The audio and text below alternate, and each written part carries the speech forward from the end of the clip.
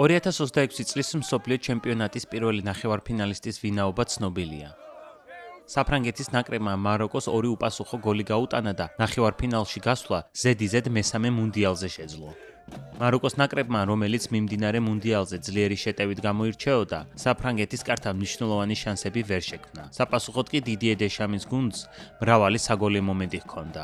ბოსტონთან ფოქსბოროს ჯილეტის სტადიონზე გამართულ შეხვედრაში საფრანგეთს ანგარიშის გახსნის შესაძლებლობა პირველივე ტაიმში ჰქონდა, როდესაც მაროკოს კარში 11 მეტრიანი დაინიშნა. თუმცა კილიან მბაპეს დარტყმული მაროკოს მეკარემ იასინ ბუნუმ მოიგერია. მაროკოელი კიპერი ატლასის ლომების შემადგენლობაში ყველაზე გამორჩეული იყო. მან შეხვედრაში 6 სეივი გააკეთა. კილიან მბაპემ მეტოქის კარის აღება მეორე ტაიმში ულამაზესი დარტყმით მე-60 წუთზე მაინც შეძლო. 6 წუთში კი გოლს საგოლე გადაცემა დაუმატა და უსმან დემბელემ საბოლოო ანგარიში დააფიქსირა. მიმდინარე მუნდიალზე კი გატანილი გოლების რაოდენობით კილიან მბაპე ლეო მესის დაეწია. ორივე შემტევს 8 გოლი აქვს. თუმცა ბომბარდირთა დავაში პირველ ადგილზე 3 საგოლე გადაცემით საფრანგეთის 10-იანია. ჯამში კი მუნდიალებზე კილიან მბაპემ 20 გოლი დააგროვა და ლეო მესის რეკორდს მხოლოდ 1 გოლით ჩამორჩება.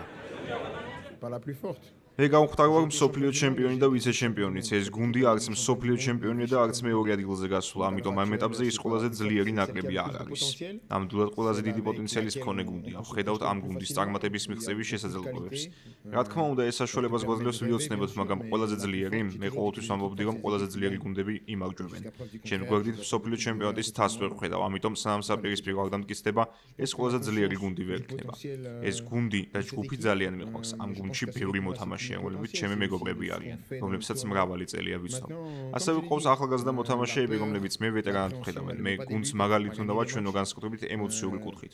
მოედანზე ამ ფეხბურთელებმა ფეხბურთის თამაში იციან, მაგრამ ემოციური კუთხით, რადგან მე მსოფლიო ჩემპიონატებზე გუნდში ყველაზე მეტი მატჩი მაქვს შეტარებული და ვიცი რას ნიშნავს ითამაშო მსოფლიო ჩემპიონატზე, ეს მე ჩემს თანაგუნდელებს უნდა გავუზიარო.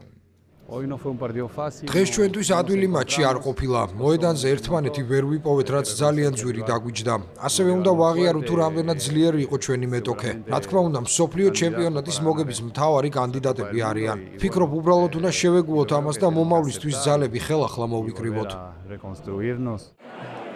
საფრანგეთის ნაკრები ნახევარფინალისთვის კალიფორნიაში გაემგზავრება. მისი მეტოქის ვინაობა კი 10 ივლისს ლოს-ანჯელესში ინგელვუდის სტადიონზე გაირკვევა, სადაც მუნდიალის კიდევ ერთ-ერთი ფავორიტი ესპანეთის ნაკრები ბელგიას დაუპირისპირდება.